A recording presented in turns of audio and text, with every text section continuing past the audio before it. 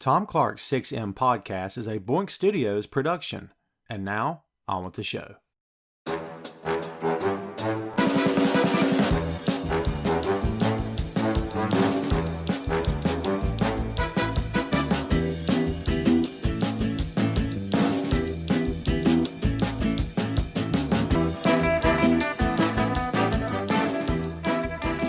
Hey, what is up? Welcome to Tom Clark's 6M podcast. I'm your host, Tom Clark, and in this episode I'm joined by co-host Greg Ramsey. From a galaxy far, far away, it's the most iconic science fiction film of all time, featuring legendary characters locked in the endless struggle of good versus evil, thrilling audiences around the world, and laying the foundations of a universe that continues to thrive over 40 years later. We're talking about Star Wars. Star Wars was released in the United States on May 25, 1977, and was the brainchild of George Lucas. Lucas drew inspiration from the action serials he watched as a child, including Flash Gordon, a property that he would eventually try to obtain and adapt to the big screen, but was unable to do so. Instead, he set out to write his own sci-fi story, and Star Wars was born. Star Wars was the story of the brave rebels and Jedi fighting against the evil Empire and Sith that ruled the galaxy with an iron fist. The Empire's most devastating weapon, the Death Star, was the focal point of the film, as the heroes were determined to destroy it. Early drafts of the story focused on a Sith general named Anakin Starkiller. That character was later changed to a boy named Luke Starkiller, who eventually became Luke Skywalker and was portrayed by Mark Hamill. The Starkiller name was used many years later in the Disney Star Wars trilogy as the name of the First Order's base in The Force Awakens. The second main character of the story, Han Solo, was originally conceived as a large green monster with gills, long before he became the dashing outlaw portrayed by Harrison Ford. Han's sidekick and partner Chewbacca, portrayed by 7'3" Peter Mayhew, was Solo's Wookiee first mate aboard the Millennium Falcon. Carrie Fisher rounded out the main cast as Princess Leia Organa, the heroine of the story whose imprisonment at the hands of the Sith was the reason for Han and Luke's partnership, which was a rescue mission.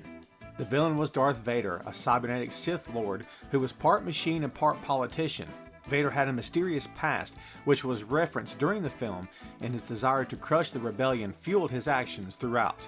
While the story had all well-crafted archetypes, heroic themes, and exciting action, the movie itself left a lot to be desired and did not live up to George Lucas's expectations.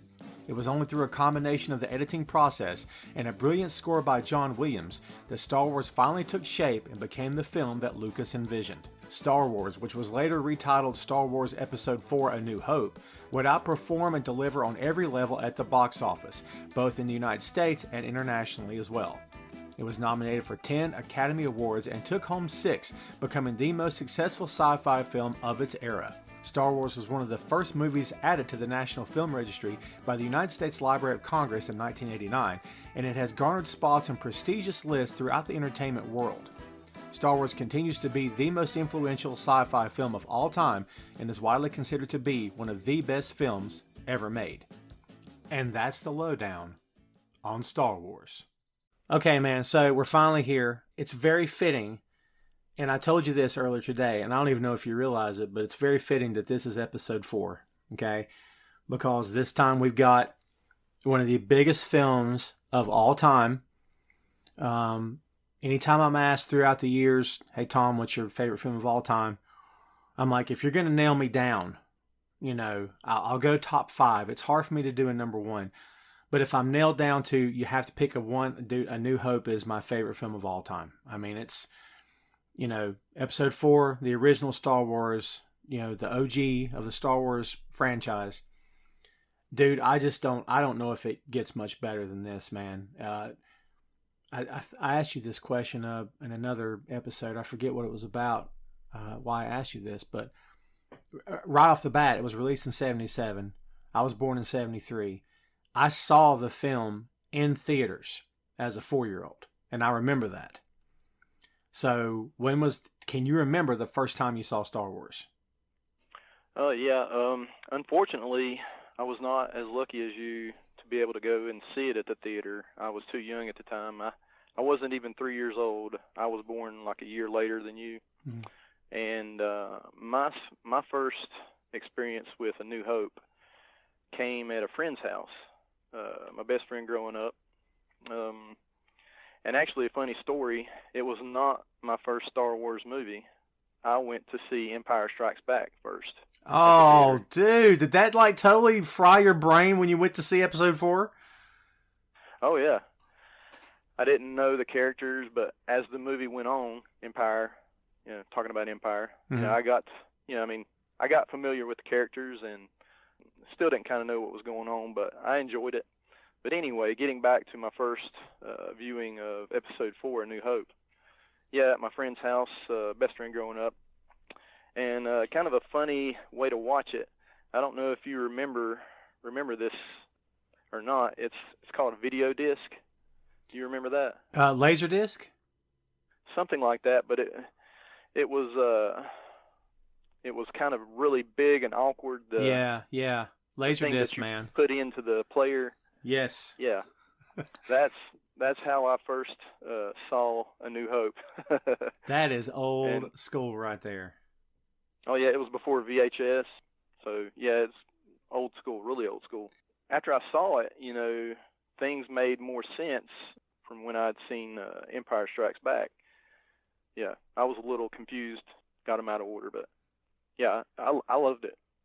Man, the first thing that my mom and I got was a VHS, and that thing was like $300, and it was 1980, whatever it was.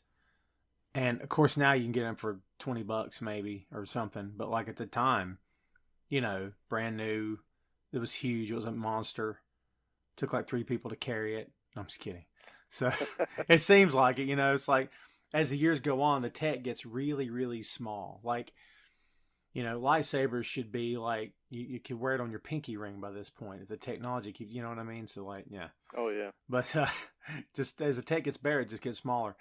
I'm glad you mentioned Empire, because we talked about how best to handle this topic. Because, man, we're talking about Star Wars. The movie we're talking about right now, of course, the OG, the original, has spawned 5 sequels, a prequel, numerous animated series, a live-action series, and a holiday special. We're all trying to forget, kids, even though we both kind of love it.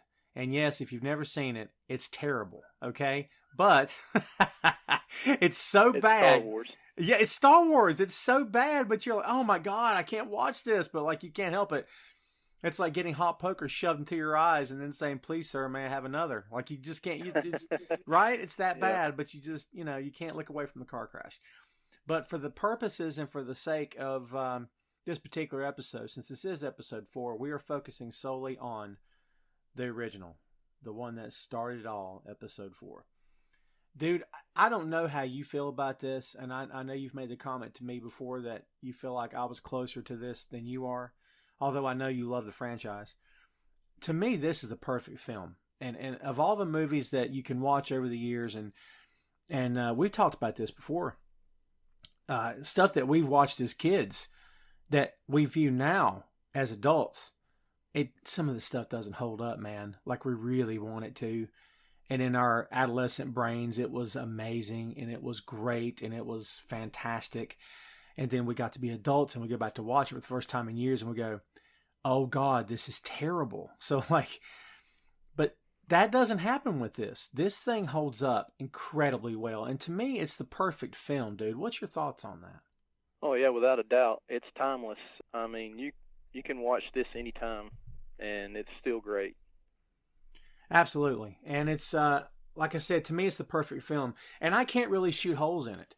And you know me, dude, I'm the biggest critic there is. Even if it's on something that I'm really into, I'll I'm the guy finding flaws in it. I just don't see a lot of flaws in this film. And there's some, but I'm not seeing it. And again, that's the kid in me. Part of it's the kid in me, but part of it is the adult that I've become that can appreciate great movie making. I mean, it's, as a kid, when you first saw these films, because I think it happened to all of us, did it immediately just capture your fascination? Was it like, I got to have the toys, I got to have a shirt with the logo on it, I got to see the film again?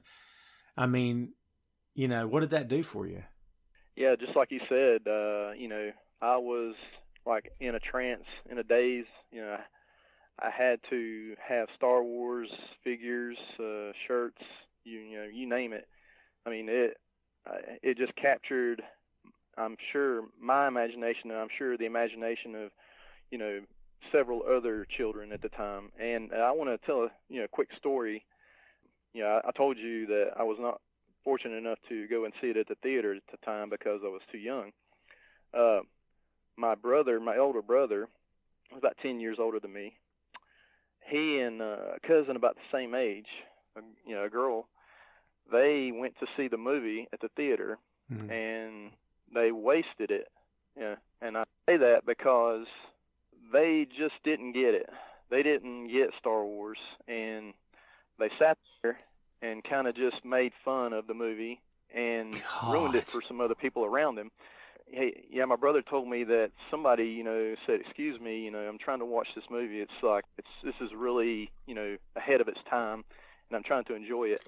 So they just got up and walked out. I don't know what part of the movie, maybe sometime during the beginning, and I'm sitting there thinking to myself, man, I wish I'd had that opportunity, because I would not have wasted it. I would have enjoyed the movie myself.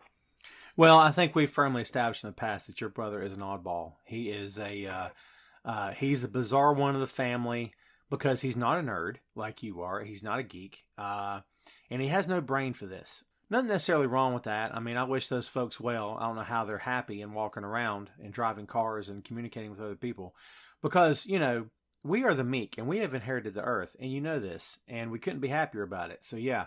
As always, we send our thoughts and best wishes to your brother, who needs serious psychological help. So yeah.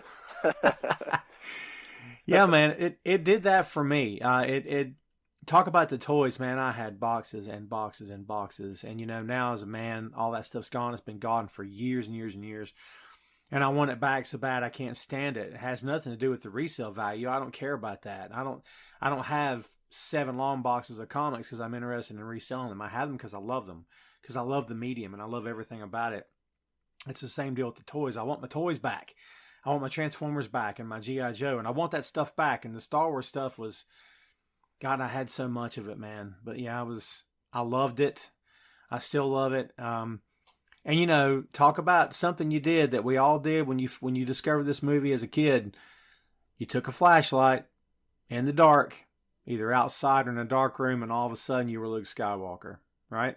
Oh yeah, you had the ready-made lightsaber. A poor man's Luke Skywalker, but still, in your imagination, you're him. You're going on these adventures, same adventures with him, and you're living the hero's dream, pretty much. And dude, I didn't have that. There was that old school, I guess it was late 70s, 1980s model flashlight. It was like silver, with the silver handle and everything, and had nothing to do with Star Wars at all. It just so happened to look like an actual lightsaber hilt. And I'm like, oh my God, I want that so bad. And the ones I had were the cheap red plastic with the big fat white button on it, 1980s special flashlight, what I mean? So I never had the one that looked cool, but you make do with what you have. And of course you could make the sound effects, yourself. Of course. It wasn't too hard. Yeah. Man, there's so much about this film. And this is kind of in the, to wrap the show up, which I don't want to get there yet, obviously, but in the grand scheme of things, this movie is so ingrained in us, in generations of Americans and people all around the world, obviously. I mean, it's become part of our social consciousness. It's not just our pop culture. It's in all walks of life. From every age, people know Star Wars. And I mean, just imagine being a creator and having that sort of impact. I mean, we're just sitting here joking about flashlights. Dude, there's kids right now, I guarantee it, with flashlights, pretending that they're, lightsabers. I mean, dude, that's... Yeah, carrying on the tradition. Absolutely. Yeah, and feeling that connection to the films. Some notes here, and any diehard Star Wars fan knows the history of this and knows the story. Initially, the studios turned this down because they didn't know what to make of it. The most successful sci-fi film to that point was 2001: A Space Odyssey.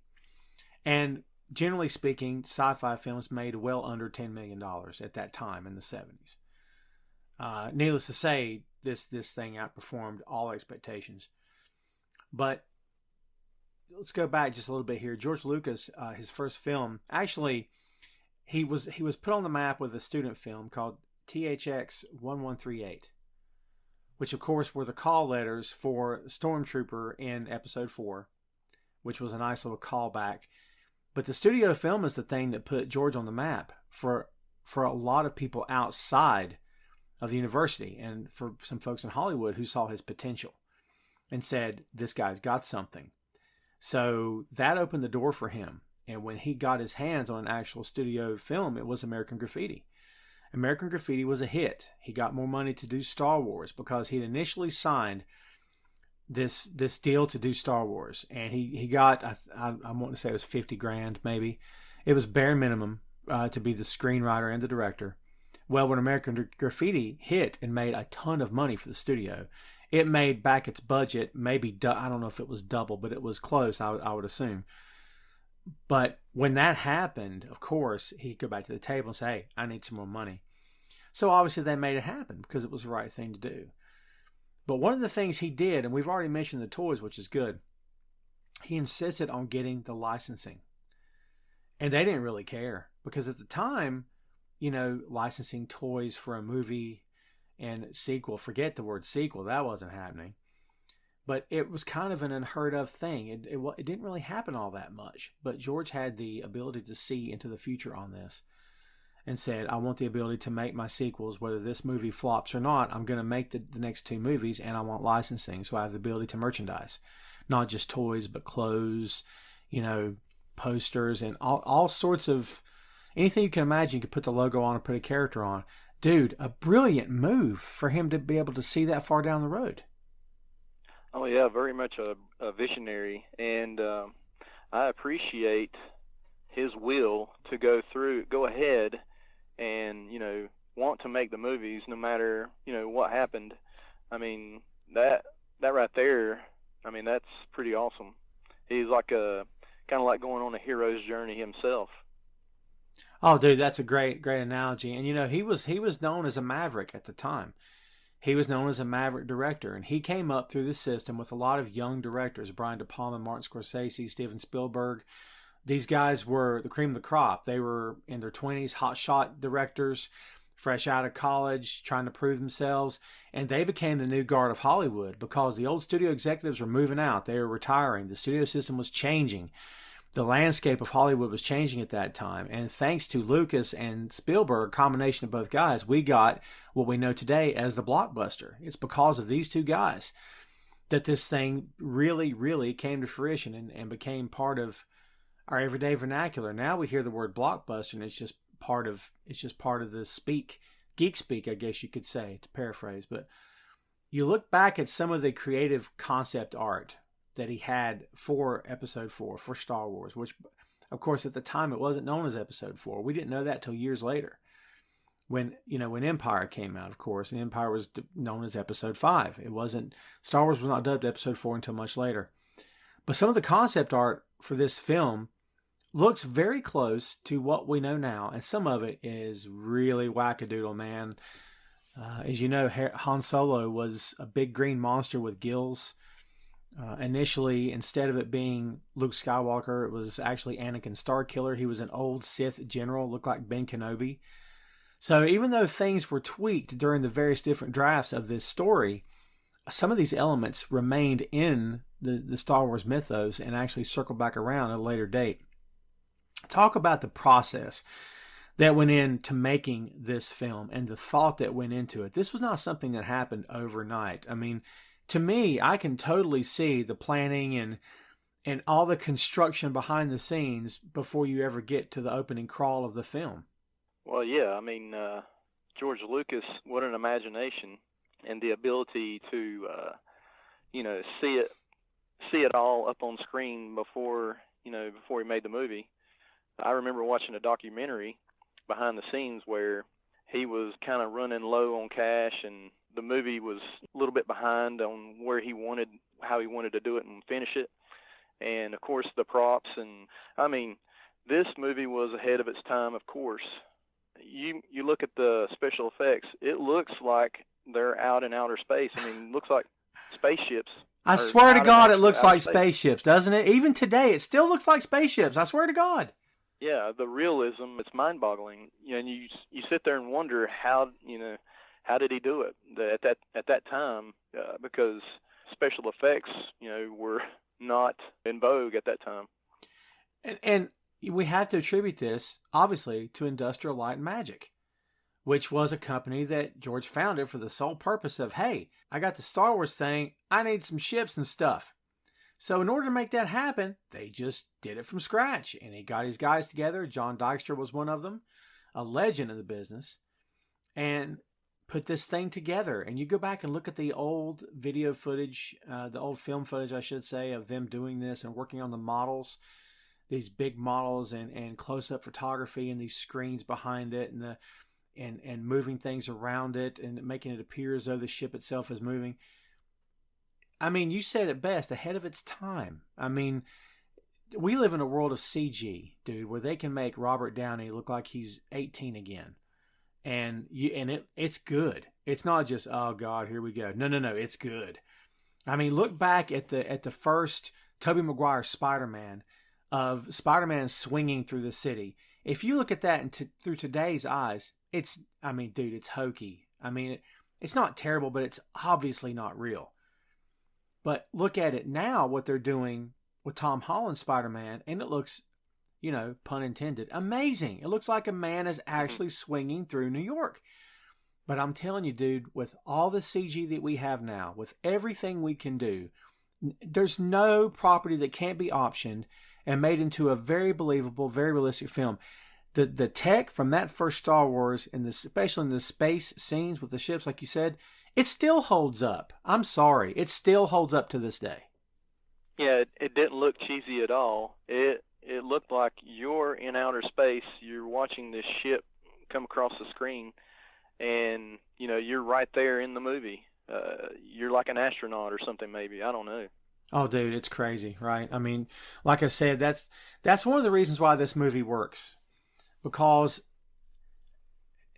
one of the challenges of anything creative, one of the challenges of anything that's spectacular, with a spectacular plot device or character or whatever, you could lose the audience. If it's not done right, you're going to lose it.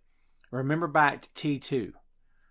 If the liquid metal of the Terminator had looked the least bit phony, if it looked the least bit cheesy, you would have tuned out. You would have said, oh God, this is terrible.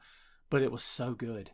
And it was so awesome. And you're like, oh my God, that looks real. And then there he is. And he's trying to kill everybody on the set. You know what I mean? On the scene, I should say. Because it looked good. And they didn't lose the audience. And that was important here. I mean, obviously, Industrial Light and Magic had their work cut out for them, and they rose to the occasion. Now, like you said, this production was behind. They went over budget so many times. This thing, I mean, George Lucas went through a nervous breakdown. He was going through a lot of stress. He had panic attacks. I mean, this thing was, I don't know if you could say killing him, but I mean, it was taking its toll on him because it was a lot more intense and everything that I think that he even realized it would be. But, of course, thank goodness it got made, though it did take quite a long time. Now that we have kind of flown through the specifics, this is the best part of this for me, is the characters. So we got to start talking about the characters, man. I was waiting, for us to get to the characters. That's my favorite part as well. Wait no longer, my friend. I'm giving you the first one. Talk to me about Luke Skywalker, man. What did that character mean to you as a kid, watching this kid on the big screen with these dreams, watching the double sunset on Tatooine? Dude, how did that grab you by the short hairs and make you go, dude, that could be me right now. That's me. I'm looking forward to something bigger. I mean, talk about what that did for you. He had dreams and aspirations of being a Jedi, like he had heard stories of his father. He wanted to be a fighter pilot as well. I mean, of course, he had pretty much, gotten some time under his belt there. But it seemed like he was just getting bored there summer after summer working with his uncle. He wanted more out of life. He wanted to go on adventures, just like all of us do. We all dream of more in this world. He had aspirations that were out of this world, out of his world, Tatooine. I mean, the two suns. Yeah, that's mind-boggling. Right Iconic, there. isn't it? It's a very iconic moment in that film. Yeah, I mean, it grabs you and it holds your imagination. You think, well, I could be Luke Skywalker. Yeah, he was kind of impetuous, a little rash maybe, but viewing the movie for the first time, you want him to achieve his dreams. You can't wait for him to, get out there and do it. The key to any successful entertainment enterprise, especially when it comes to displaying the entertainment, that enterprise in front of an audience, whether live or, after the fact or what have you, no matter what form of entertainment it is, you have to make a connection to the audience. It's the same thing we talk about with comic book films, with pro wrestling, with everything you can imagine. If you're in front of an audience and you do not make a connection, you will not be in front of that audience for very long. Whether you're a pro wrestler or an actor, whoever, musician, doesn't matter. You have to make a connection. And Mark Hamill, by virtue of the fact that he showed up and read some lines, but in his face was that expression. He looked like a kid. At the time, he was 24, I believe. He looked like a kid. And he was... Oh, yeah. I mean, he looked 19 maybe 18 at the time. He could have passed for 18 in that film, I believe. He looked like he was very green, and, he wasn't ready for what was to come, of course, but, he wanted to take that first step on that long journey. He just couldn't wait to get out there. Absolutely. Not knowing what's ahead, but wanting to dive headfirst into it, as all kids tend to do. I mean, my kid's 11. He does that now. Just with no thought. He just goes. He just goes. And, because his dad is a world-weary guy, I'm the one saying, oh, hold up. You got to think about tomorrow. You got to think about next week, next month, next year. Kids don't think that, dude. They're full throttle, man. 200 miles an hour all the time. So... Yeah, you were. I was. I mean, it just, it's I remember. Completely different mindset. Like, I'm going to live forever. And you know what? Screw it. I don't care what happens. And it's just that, I don't know, like your Wolverine made of adamantium is what it is. Man, am I mixing the metaphors in this show today or what? Good Lord. Got to give them what they paid for, baby. That's all I'm saying. Yeah. So I love it. Yeah, man, it's just that, like you said, that impetuousness, that being a rebel. I mean, literally being a rebel, huge pun intended, I suppose. Now, juxtapose that against the complete opposite of Luke, which is Han Solo, the outlaw, the cowboy, the renegade, marches to his own drummer, doesn't ask for permission, never apologizes. He lives life on his terms, his way, as slow as he wants or as fast as he wants. On his own terms, like I said. And no one controls him, least of all the rebellion, certainly not the Empire. He is his own man. And he's already lived the life that Luke is trying to get to. Harrison Ford at the time was 33. He's already lived that life, and it shows. You look at Harrison Ford's face, and he looks like, yeah, I've been around the block, kid. And you've seen the old audition tapes, I'm sure. They auditioned a ton of guys for Han Solo, Luke, for Princess Leia. And they went through several actors. No one did it like Harrison Ford when it came to Han. No one did. It was amazing. Just pitch perfect. Yeah, he was natural for Han Solo. And when I'd watched the film, I'd never heard of these actors and actresses before. But Han Solo, to me, was very believable. Like you said, he was his own man. And kind of like, when you're a kid, that's what you want to be. You want to be, you want to have all this freedom, and Han Solo had freedom, out the yin yang, and he was able to do what he wanted and when he wanted, and he didn't apologize. He was a cowboy rebel, like you said. Absolutely. And he was the one I wanted to be. I mean, yeah, I was a kid and I was looking at Luke and I'm like, oh, that, yeah, like you said. And that was me as a kid, obviously. I wanted to be that kid too. But then I saw Han and I was like, I don't know, man. He's awesome. I mean, just, the vest and the blaster and the pants and the blaster hung low on his hip like a gunslinger. That's what he was. This was a space Western. In a lot of different ways. Perfect. I mean, yes, it's a fairy tale. Yes, it's a space opera, but it's also a Western. also he was brimming with confidence. I mean, he never really. I mean, he might have been overconfident at times, but he made up for it. He had a good sense of humor as well. I love that. Oh yeah, snarky, a very smarmy, like you said, smug, and but yeah, absolutely, and that's his wit, that's his sense of humor, that's who he is as a person. He's always had that. He's had that in other films. You watch his interviews; it's the same guy. I mean, it's basically the same guy.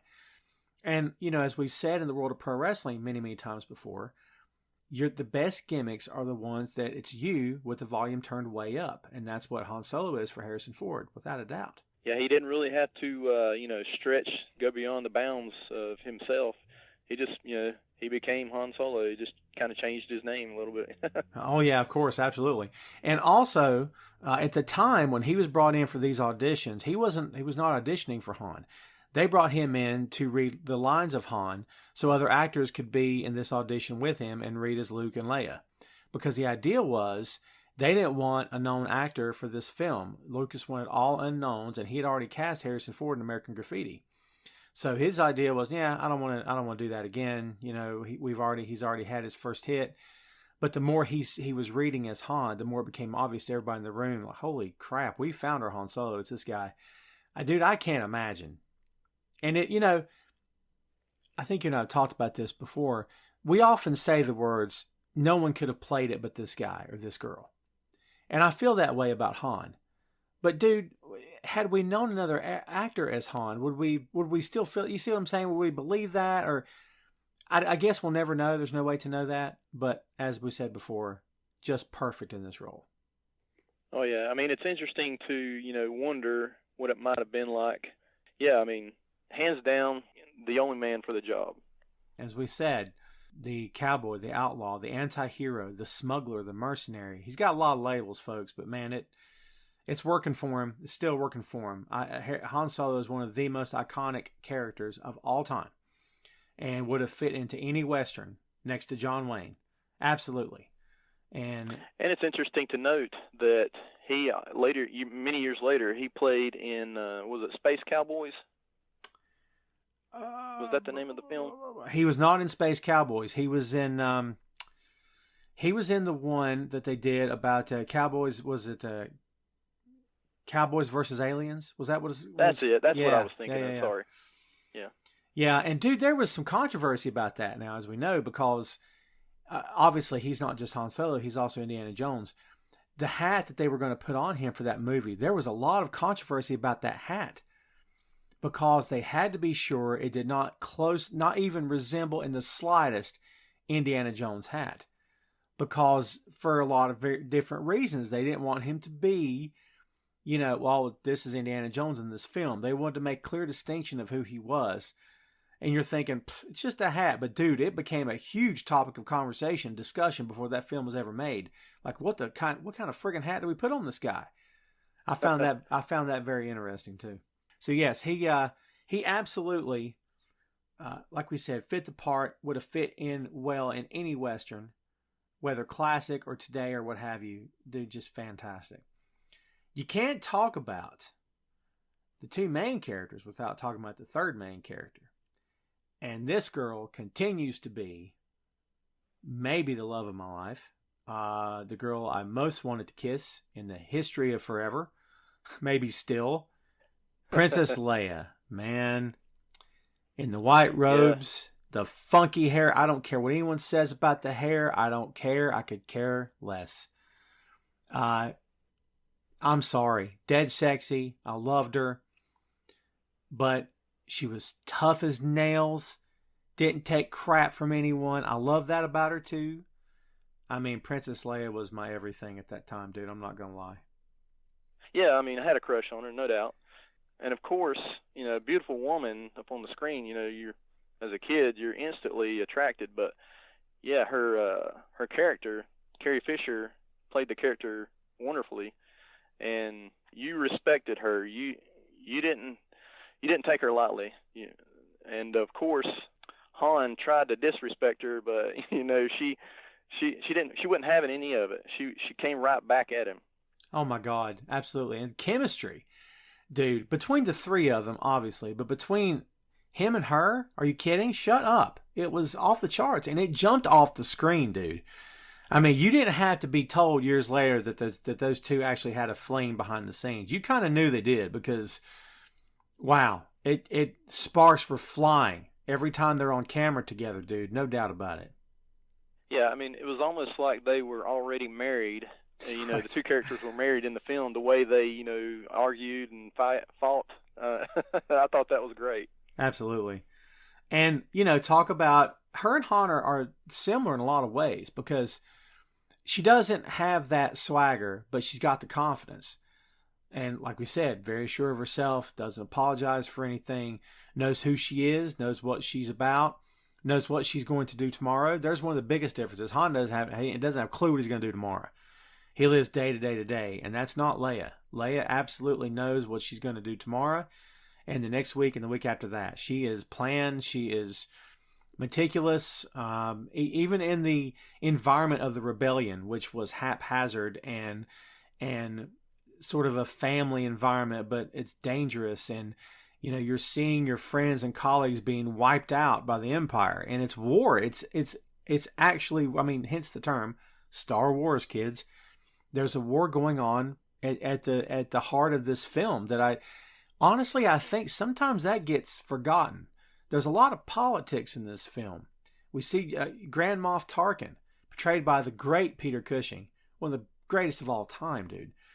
But we see the scene where Vader is choking, force choking, and Tarkin says, "Enough of this. Vader, release him." And Vader says, "As you wish." And you're like, wow. Like, yeah. Dude, to this day, that scene gets me. I'm like, oh, did he just tell him to stop and he did it? Crazy. Yeah. I mean, I was shocked that Vader was kind of, taking orders from somebody else or, doing what somebody else wanted because, I mean, this is the most powerful, guy in the film, and you don't want to make him angry. You don't want to, disappoint him. And, here's a guy that's actually, kind of yeah, I mean, he didn't really, say it in a bad way. He just, kind of asked him, just let him go. And okay. There's a level of cooperation there. And you would have to say, of all the Empire's, or all the Imperial officers that Vader made contact with during the course of these films that he was in, Tarkin was the only one that he showed any sort of level of respect to. And I feel like there's a story there. Now, I've not read all the Star Wars comics or the Star Wars novels. I'm sure someone at some level has pursued that. But that's a story that if it's not been written, it deserves to be written because I'm sure there's something there. But absolutely showed Tarkin more respect than I think he ever showed anyone besides the Emperor during the entire story of Star Wars. And another thing about the character, he was very stoic. He didn't really show any emotion. Right. Didn't get upset. He seemed really calm and collected, in control. He kind of, he knew what was going to happen almost, it seemed. Absolutely. Confidence. Vader's confidence is a lot different than Han's and Leia's. Vader's confidence comes from the fact that I can crush everybody in this room, and I can do it right now, and I can do it so fast you'll never know I did it. And that to me is a dangerous level. That's the idea of you're the toughest guy in the bar. You're in the bar full of drunk rednecks, but you're a third-degree black belt, and you got this. That's what that is to me. Like, doesn't matter what anyone says, doesn't matter what anyone does. It makes no difference because he knows beyond the shadow of a doubt, I got this. I don't need to worry about anything. That to me is, like you said, stoic, and it fits him perfectly in those films because with a wave of a hand, he can hurl you into the next room and snap your neck. I mean, that's confidence. I mean, everybody is scared of Vader. They know what he can do. So everybody's on pins and needles throughout the film in the Empire. And, everybody's just scared to death that they're going to make a mistake. If you just, maybe slip up the slightest, Vader's, going to kill you. He's going to choke you out. Right. Long before UFC and Kim Shamrock, folks. We're talking long before Yeah, Vader's like, I'm going to choke you out. So, yeah, it's Taz. That's Taz. But icon, dude, again, if Han Solo's an icon, and there's so many icons in this film, obviously, Darth Vader has been voted greatest villain of all time, God knows how many times, in different publications, different websites, different countdowns, different top 10s, top 100, top 500, whatever it is. 9 times out of 10, I would say, for the most part, he's usually number 1 or at least number 2 greatest villain of all time. Has to be. And at this point, I don't know who in the world would get number 1 over Vader. I mean, he's just... And I keep going back to the word iconic because it fits. He's an icon. Absolutely. And the great part about this is that you don't know why he's like this. Tom Clark's 6M podcast is sponsored in part by Radius Law Group. Every day, Radius helps individuals, families, small businesses, and nonprofit organizations throughout North Carolina, Florida, and Pennsylvania resolve their legal issues by providing effective legal counsel in the areas of estate planning, as well as elder law and Medicaid. Radius Law holds the radical belief that working with a lawyer can indeed be enjoyable. So give them a call at 1-800-519-5667 for more information and tell them that Tom Clark's 6M podcast sent you. There's so much mystery behind that mask. And you don't know why he needs a breathing apparatus. You don't know why that's there. You don't know why he's wearing a cape. Why is he wearing the suit at all? What's the point of this? What's the history between him and Kenobi, which is referenced, but you never hear much about it? What is it that... I loved the mystery. And, dude, I love the sequels. The Disney trilogy has been fun in some regard and hard to watch in others. But I love this universe. But, man, there's something to be said about one and done and leave the crowd drawing their own conclusions. You know what I mean? Oh, yeah. I mean, everybody should love a mystery, because it makes you want to watch on and find out why this is the way it is, or this character, he is the way he is. You want to find out, and that the only way to find out is to continue to watch. Right. And they kept turning them out, obviously. They're going to keep turning them out for God knows how many more years to come. I mean, we're going to be with Star Wars going to be with us, honestly, probably till our grandkids. I mean, let's face it, maybe beyond. Hopefully beyond. But yeah, at the time it was, like we said, a mystery. We can't really talk about Vader without talking about the voice of Vader. James Earl Jones. Yes, sir. With the scuba tank, the breathing apparatus, which the sound effect guys had come up with, which was brilliant, and it's amazing, and it fits totally, because you've got that constant breathing and James Earl Jones' voice, which is like a god coming through there. Yeah. And I mean, if he just started reading the book of Genesis, you'd be like, oh my God, it's him, It's crazy. Yeah, I'm glad you made that analogy. He commands everybody's attention with that voice. And as we know, the man inside the suit was actually a British bodybuilder named David Prowse, who had some film credits to his name, I believe, by the time he was cast as Vader. But in the scenes before James Earl Jones' voice was dubbed in post-production, they've actually got Prowse reading the lines, saying his lines through the mask. So it's this British guy saying these lines. And funny story, we saw him at the con that year. David Prowse. He was riding around in a scooter because it was hard for him to walk at that point. The guy was 7 foot tall, I believe. Close to it anyway. And later in life, it got to be really hard for him to move around. So he's riding a scooter through the convention, and he had a slideshow presentation upstairs in another hall. And one of the things he said was that they never told him he was not going to be the voice of Vader. That he was told when the filming was completed, they were going to bring him into a sound studio and record his voice for Vader. Well, it never happened. And the next thing you know, they're going to the release of the film, and it's James Earl Jones. And he was not shocked because by that point he knew they had done something, but he didn't know that they somehow didn't salvage his voice, didn't do something different. And not that he was offended, it's just that I don't know if he was put in the loop on that, but I found that very interesting to hear. I don't know. I may have been offended myself, but, kudos to him for, not putting up a big stink about it. I mean, and when you hear James Earl Jones' voice coming from Vader, you have to admit I mean, there's no other way they, should have done it. I mean, it was perfect. Yeah, there's no one else. Having said that, though, there's a lot of characters in the Empire and the Rebel Alliance that are British.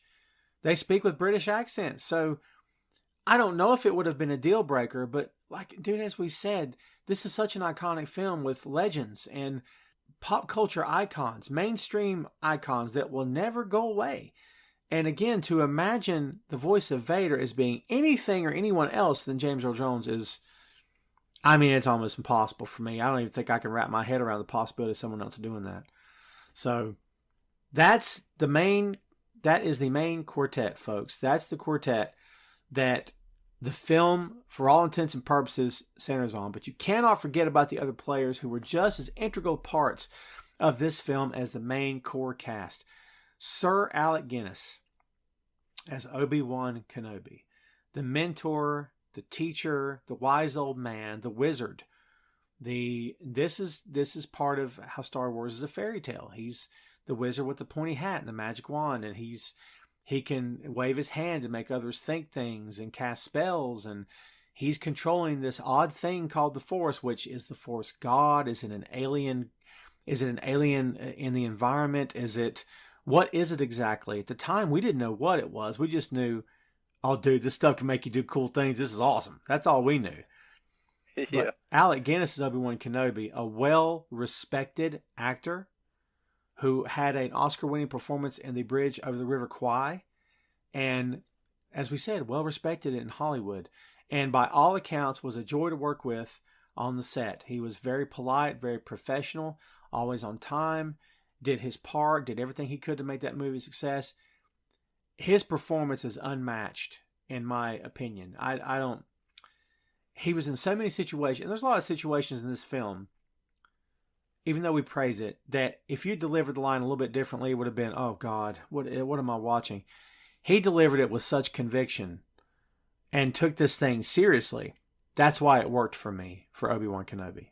I love Obi-Wan as Luke's father figure in a way. Of course, we don't know the story of why Obi-Wan's there until you see the prequels. He's there kind of watching over Luke because he feels responsible, in a way for Luke's being there on Tatooine, because, he just feels responsible for Luke, and he wants to, make sure that, one day Luke will carry on the Jedi mentality. He's passing the religion down to a new generation, and it's just one kid at this point. But, I don't want to get too deep in the weeds here, although we've done it several times, because we know at the end of the day, we know what the truth is, that he separated Luke and Leia at birth, and he was responsible for getting Luke to Tatooine and Leia to Alderaan. And we know the core story and everything that went on after the fact that we found out later, right? But at the time, one of the great things about this character, like Vader, a lot of mystery there. And it was up to you to decide, how would a young Ben Kenobi have looked? Because he mentioned the Clone Wars in this film. And actually, it might have been Leia that mentioned the Clone Wars. Because in the 3D hologram projection, she said, years ago, you served my father during the Clone Wars. And so you kind of could envision him as being that young Jedi. But it was up to your imagination at that point. Yeah, my imagination was running wild as Obi-Wan was telling Luke about how he fought with Luke's father in the Clone Wars. I was trying to imagine how things were then. I was trying to imagine how Obi-Wan looked, maybe how Luke's father, what he looked like, and that's the great thing about this, it sparks your imagination. For better or worse, the other trilogy happened, and I don't know if I want to talk about that because, yikes. But, let's be honest, that set of movies has its fans as well. Guys and gals a lot younger than us who grew up with that as their trilogy, not this one. So, there's something to be said for that, but to me, the original is always going to be the best. But, yeah, man, Alec Guinness as Obi-Wan Kenobi, just fantastic. As you said, the father figure, he filled in a lot of gaps in the story. Is fantastic. His sacrifice in the story, and yes, kids, Ben Kenobi dies aboard the Death Star. Spoiler alert. So, if you haven't seen it, But Yeah. And I'm glad you mentioned that, because it just occurred to me, I mean, just today I was thinking about it. A Jedi is very much like a very seasoned martial artist. I mean, they're very disciplined. They don't go looking for a fight, and if they have to, they will sacrifice themselves. And just like Obi-Wan did when he saw Luke, and he just pretty much gave Vader a swing, and Obi-Wan's gone. I mean, that to me that was extremely powerful. I felt very, very sympathetic to Luke at that point, because he, like we talked about, it was kind of like a father-son relationship at that point.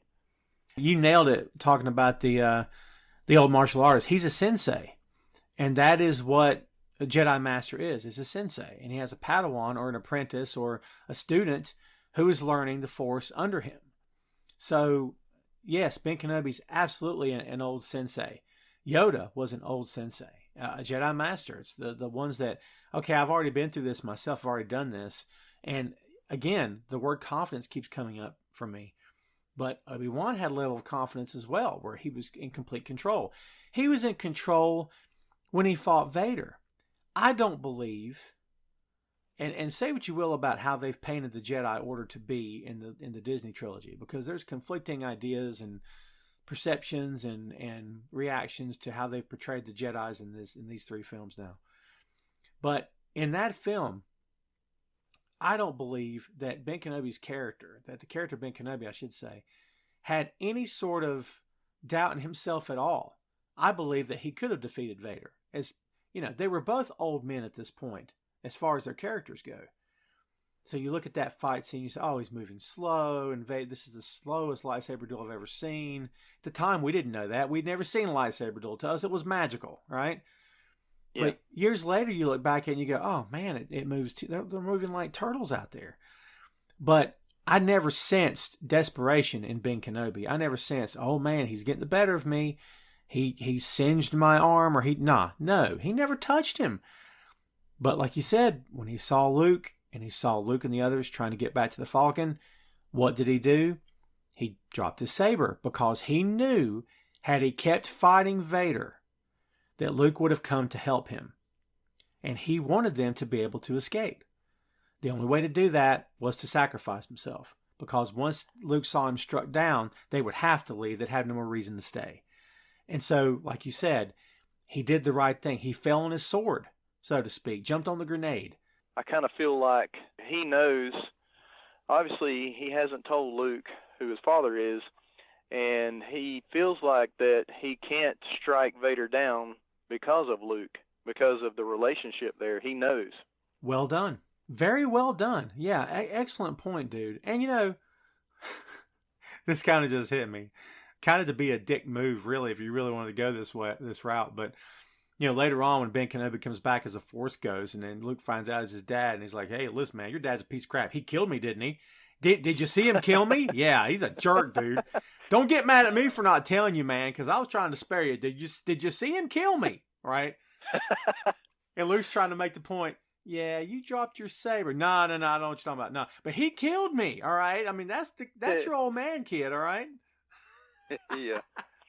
That would have been a much different movie. I would have enjoyed that movie as well. So, suddenly Star Wars becomes a dark comedy. That would have been great, So, I can't say enough good things about him and about those two characters together. I mean, Vader and Kenobi were, as we found out later, much later, two sides of the same coin. One side of the coin, it's like Two-Face. One side of the coin is perfect. The other side's blemished. And it's Anakin Skywalker / Darth Vader, unfortunately, was the blemished side of the coin, and redeemed himself later, obviously, but at the time, damaged.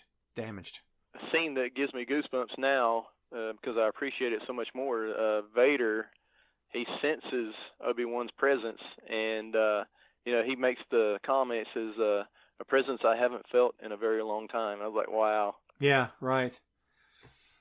And so that, that's one of the reasons why he had to hide Luke as far away from him as he could get him. Because Vader would have sensed him. Vader would have known. Even though he didn't know he had children. I don't think he knew. I'm trying to remember back Yeah. to episode 3. I don't think he knew. Did Anakin Yeah, know? I don't think he did. I think you're right. All right. So, yeah. So the Force is strong, but as we have been taught to believe, the Sith's command of the Force is not as strong as the Jedi, because there again, he could hide the twins away and Vader never knew. And if he had that much, command of the Force, you'd think he would have known, but he didn't. He's not God after all. He's not omnipotent. He is restricted by distance, evidently. The Force is restricted, or his command of is restricted by distance, or he would have known that he had children to begin with. So, great point. And possibly, the Sith being the dark side of the Force, maybe that darkness clouded his vision, so he could not sense that, Luke and Leia were out there. And that's a good point, because we often hear in these films, the Emperor has said it, Vader has said it, I think Yoda said it, Luke has probably said it at some point, search your feelings, you know it to be true, don't let it cloud your mind, don't let it anger you.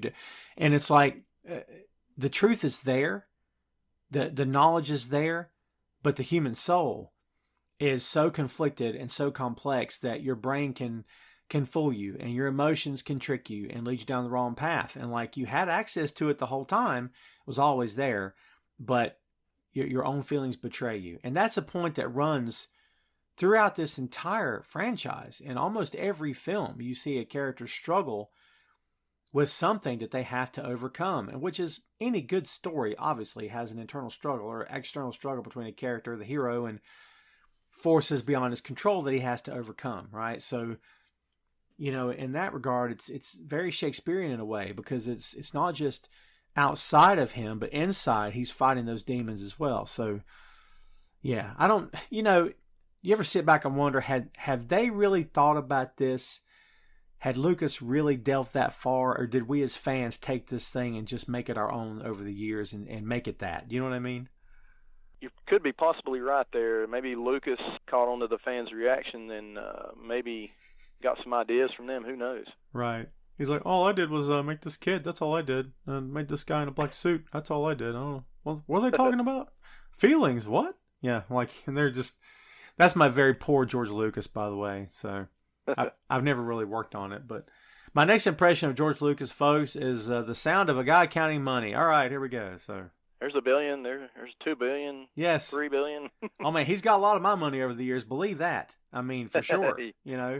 Oh, yeah. Sometimes he got my last $20. So I really want to quickly mention how cool the stormtroopers looked. You can't talk about Star Wars without mentioning the stormtroopers. And when I first watched the movie, I was under the impression that it was just robots. Me too. Yeah. Endless robots. I didn't know there was a guy in the suit. But, when I found out that they were clones, that made the story much more interesting, I thought. Absolutely. And I can't say that I always thought they were robots, but over the years, as I was growing up, it had to have been after Empire and Jedi, maybe, because it was years and years before the next trilogy came out, the next set of movies came out, and years before they explored it in the animated series and stuff. But I guess eventually over time, I convinced myself, well, no, they got to be people, because there's that scene in Star Wars when Kenobi was going to shut off the tractor beam, and you hear those two stormtroopers making small talk. Yeah. I'm like, why would robots make small talk? That makes no sense. And there's times when the stormtroopers get shot in Star Wars, and you can hear them scream. And I'm like, that doesn't make any sense. And they fell like humans. But dude, I'm with you. I totally thought they were robots for the longest time. But then as you get older and your brain matures and you start piecing it together, you go, no, that's a dude in that suit, I'll bet you. How else could Obi-Wan have used the Force to tell that one stormtrooper, what to think and what to do? You just made my argument for me. You way back at the beginning of the film, you made it. So there you go.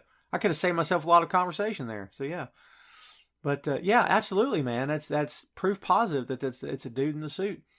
The polished white. I mean, here white's supposed to be the color of innocence, the color of purity, right? And these are killers. They're soldiers in this war, and there are essentially, shoot first, ask questions later, especially on the Empire side. Although the running joke about stormtroopers is that they're they're about as efficient with a rifle as Cobra is in G.I. Joe, right? Yeah. Which is to say they couldn't Yeah. hit anything, right? Yeah, most of the time, they couldn't. But like you talked about, a polished white, the suit, that makes sense for what the Empire stands for. Nobody's stepping out of line. Right. They want very, very restricted, kind of like, sort of like the Nazis. Yes. Order. Yes. Yes. Conformity. Everyone has to look alike. That's right. If you want to take it a step further, what the Germans believe, white is right. Minorities were the evil ones. There wasn't a black guy on the Death Star, dude. That, man, talk about diving. That's a deep dive right there, brother. That's, we're not turning over any new stones here. These conversations have been had for years.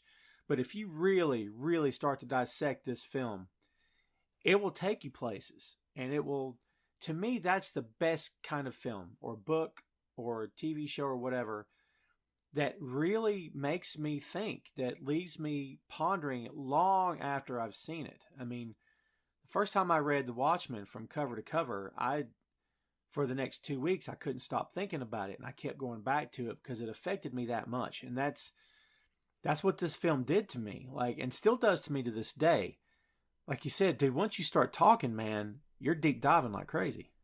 You've got me wanting to go back and watch, the original trilogy all over again. I mean, I've seen it, I don't know how many times, but, I'm always ready to go around again. Absolutely. And it's just so good. And dude, I like that you mentioned the Nazi thing. You can't escape the fact that much of this is World War II that we're looking at.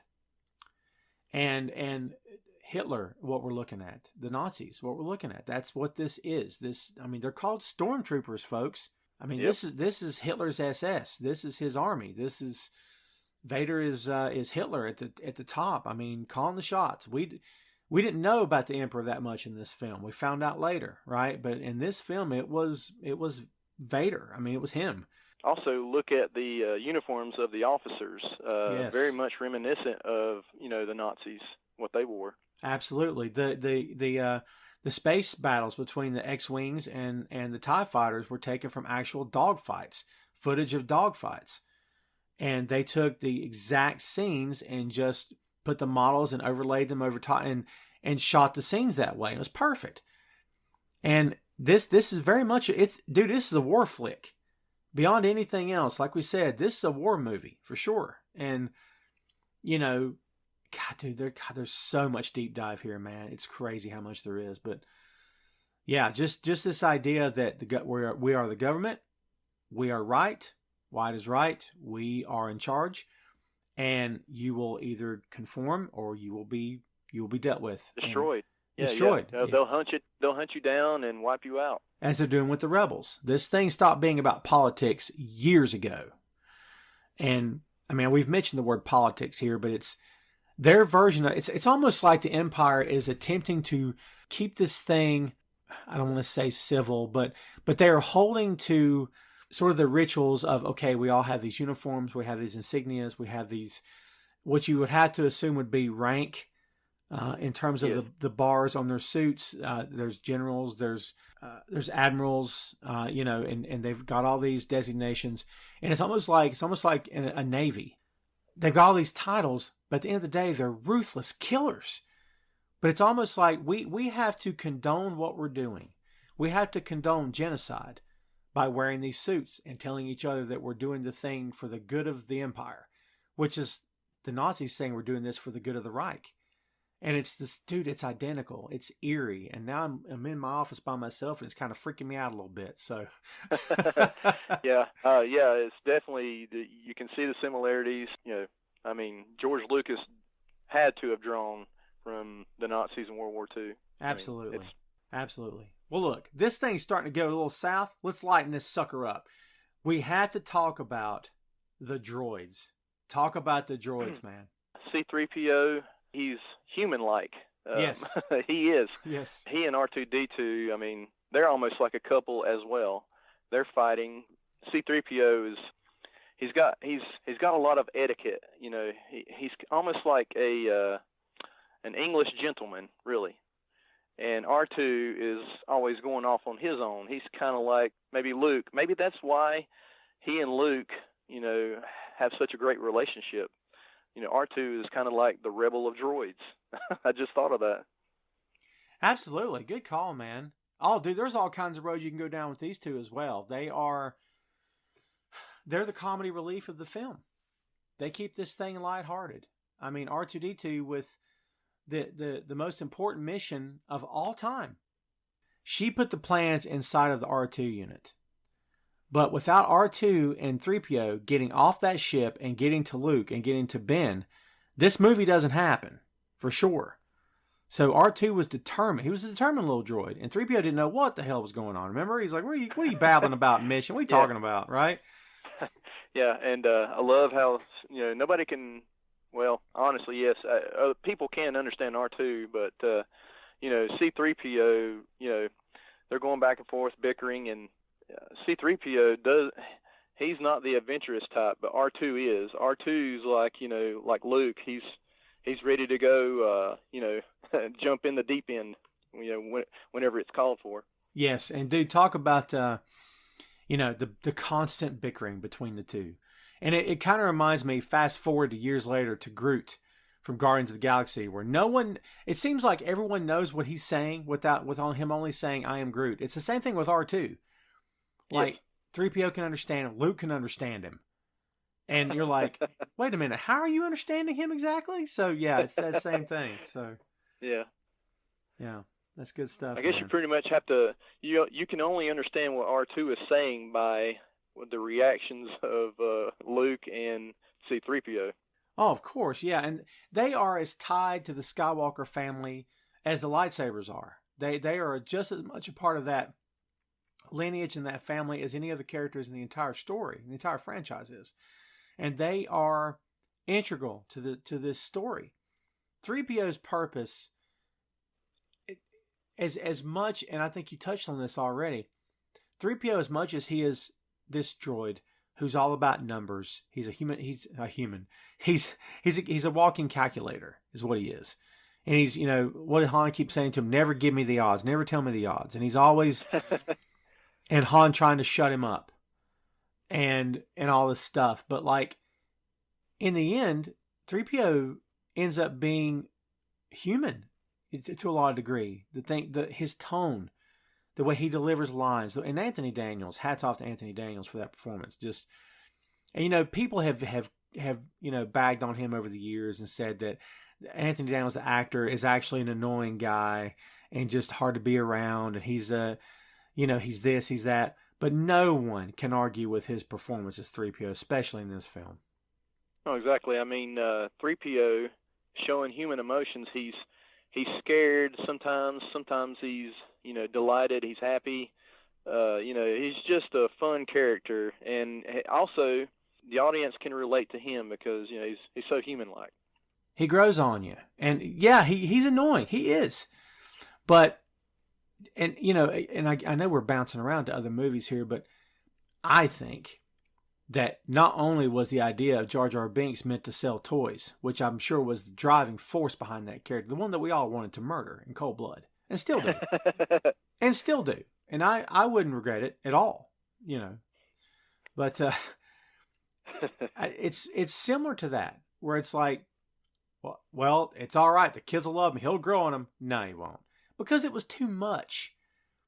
Like, they danced the line a little too hard on that one. 3PO danced the line perfectly. The dialogue was just at the edge of being, oh, it's too much, shut this guy up. But it wasn't. It was just on the precipice of that, right? So they could reel it back in. And that's another reason why I say in so many different ways that this is the perfect film, because everything just fits flawlessly. And that's one of the things that fits is 3PO and R2 together. I mean, they're a tag team in this film, man. And dude, they're never the same when you split them up. I mean, yes, they bicker. They bicker when they're together. 3PO is always bitching and moaning about something, and R2 can be cantankerous. And, props to Kenny Baker for getting into that rig and sweating himself to death and trying to walk that thing around and turn the head and being choked by the wires and the electronics inside that suit. And, you know, crazy. But again, just both of them together, just perfect for this franchise, especially this film. It's kind of like Laurel and Hardy. C-3PO, he's saying, this is another fine mess you've gotten us into. Dude, and I was trying to come up with an analogy earlier, and that I couldn't get to Laurel and Hardy. I was wanting to say Abbott and Costello, and I'm like, it's not quite. I mean, maybe. Yeah, but more Laurel and Hardy than Abbott and Costello, I would say, for sure. Yeah. So the performances in this film are what delivers, or what makes this thing more than just a kid's movie. It makes this thing something that stands the test of time. The fight scenes, the lightsabers, the Millennium Falcon, the X-Wings, the Rebel Alliance as a whole, this idea that, by the time that the final dogfight gets there, by the time the final fight scene gets there on the Death Star, there is no way they can win this. There is just no way. They're taking the fight to the enemy on the enemy's. This is like America going to Germany and taking hit. I mean, by the time we got there, this thing had been on for years. And by the time we got to him, he killed himself and his wife or fiance, wherever she was, to him. So, we didn't really get that. Here come the Allies, and they marched. I mean, yes. I mean, don't get me wrong. Yes, we went. Yes, we did the right thing. Obviously, thank God we did, and all that stuff. But, just imagine in the middle of the horrible Holocaust, the middle of at the height of Hitler's reign, had we walked into Germany and just said, time to kick some ass. I mean, that's what the rebels did here, dude. They flat out, and I can't say with no fear, but dude, they knew what was on the line. What an incredible moment that was in this film. Oh yeah, I mean, of course you have to give the audience somebody to root for. The rebels are the underdogs, and they're going in out. They're outgunned, outmatched, and like you said, you think there's no way that they can successfully blow up the Death Star. But of course, with the character Luke, I think Luke, he inspired everybody, and I don't know, it's just against all odds, but you have to have guys, lay down on the wire as Captain America would do. Self-sacrifice, and knowing that, there's 200, and I don't know what the number supposedly was at the time, how many X-Wings they had or whatever, but let's say it was 200. There's 200 of us going. 10 of us might come back, maybe. But the point is victory. It's not the point of we all got to get back. The point is whatever it takes. And that's what they did. And I can remember watching this film as a 4-year-old, no joke. And the scene when Vader had Luke in his sights and Han shows up and says, "Yee-hoo, dude." To this day, that's one of the best moments ever. Yeah, because you thought that Han had bailed out and, gone his own way like he always does, but somehow Han found a hero inside himself, and he came back to help out his buddy Luke, his, little brother, if you will. Han Solo, the character, found redemption. And like you said, he found the hero within. I think that's the moment that Princess Leia falls in love with him. And that's the moment where Luke realizes, not only do I have a friend, I have a brother now. This is family. This is someone that, who didn't have to risk himself. Because as we said before, Han cares about Han and he cares about Chewie. That's it. He doesn't really care about anybody else. But that's the moment he proved, well, maybe I'll stick around. This could get interesting, and did the right thing. And how do we do this much time on Star Wars, not even talk about Chewbacca? My God. I know, right? Wookiee. And I was making the comparison between Groot and R2. Dude, that's Chewbacca, for sure. Oh, yeah. I mean, they're both tall. You can't understand them. Very temperamental, I guess, sometimes. Somebody get this big walking carpet out of my way. It's good stuff. Such good stuff. Yeah, laugh it up, fuzzball. Laugh it up, fuzzball. Love that. Yeah. And when they're playing like the alien checkers or alien chess on the Falcon, he's like, "It's not wise to set a Wookiee." No one complains about losing to a droid, and that's because droids don't rip people's arms out of their sockets when they lose. Wookiees have been known to do that. And Chewie puts his hands up behind his head, like all comfortable and confident. Yeah, Chewie, to me, is kind of like a big kid. He really is. Yeah, for sure. Just, the mannerisms and, he just comes off as a big kid to me. And, Chewbacca was based on George Lucas's Alaskan Malamute, his dog. That's who he based Chewie off of. And if you look at it with that knowledge, he's kind of like man's best friend. He is a dog. He's quick to please. He wants to do right by his master. He tries to do the right thing. And he's just cool to be around. It's cool to hang out with. That's the dog, man. So that's awesome. Yeah. But, this whole time we've been talking about this, I keep thinking about Spaceballs. One day, kids, we'll do a Spaceballs episode, and it'll be fantastic. So, we have to, right? Right, yeah. Because, I'm saying the word dog, and I'm thinking of barf instead of Chewbacca. Exactly. So. Yeah. I got to tell you, man, as much as we've talked about this, as much as we've said, as much as we've, kind of fangirled over this film, all over it. I know I have. I feel like there's a lot more we haven't covered. I feel like there's a lot more we haven't talked about. Hey, it's our show. We can do this again at some point. We can come back to it anytime we want to. And maybe one of these days we'll do an Empire episode. Maybe we'll do a Jedi episode. And then maybe we'll go to the Disney trilogy. We'll see. There's just so much to talk about, man. So many different places this story went. So many different places this can go. And, God, I don't think I'm leaving anything. I don't think I'm leaving anything out here. I think we've covered on everything. Even though it took us a month of Sundays to get to Chewie, which is incredibly ridiculous. It took us that long to get to him. So sorry, Chewie. I'm ashamed. Sorry, big guy. You say that, and we have to. It's a difficult part of the conversation, but Peter Mayhew has passed away. David Prowse has passed away. Kenny Baker has passed away. Carrie Fisher, that's still a tough one for me, man. I just loved her so much. And they paid such tribute to her in the Disney trilogy of films. And, hard deserved. Absolutely. Hard to watch those movies. And when I watched Rogue One and that ending scene when the soldier finally gets through, and it's not Carrie Fisher, obviously. It's a CG. It's an actress with a CG mapping of Carrie's face on her face, and she says, he says, "What is that?" And she says, "Hope." Dude, I'm a basket of tears when that happened. I mean, a basket. And I can't remember if I knew that was coming or not, but I was prepared for something. And when it happened, I lost it. Just so emotional and just, To be a CGI, usually, you don't really think of, investing too much emotion, but yeah, that's a tearjerker right there. Absolutely. And man, it's a crime and a sin against nature. Carrie Fisher should still be here. That's what I say. It's ridiculous. I question the way of things. As Yoda would say, that is the way of things. That is the way of the Force, right?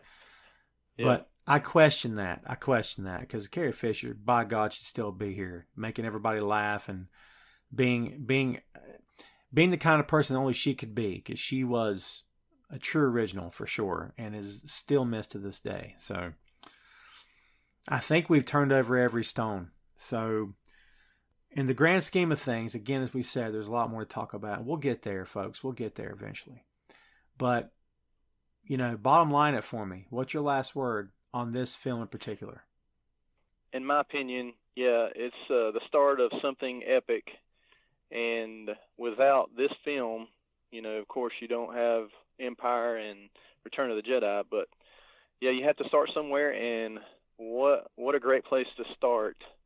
Like you said, I don't see how you can't say that this wasn't a perfect movie, because I mean, everything just, like the puzzle pieces, just fit perfectly. And it's an epic film, the beginning of an epic saga.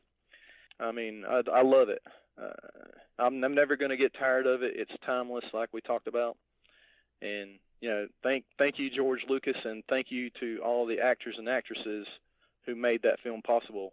Absolutely. And, the fan base at times can be toxic. And unfortunately, it's that way for a lot of different properties, a lot of different franchises. And it's a shame that that's the way it is. I wish it weren't.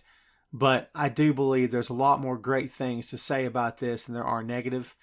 And, people hold this movie near and dear to their hearts. I know I do. And people hold this franchise near and dear to their soul. And I do that as well. And it does mean a lot to me. And this is still my favorite film of all time. And that's just how it is. And that's probably the way it's always going to be.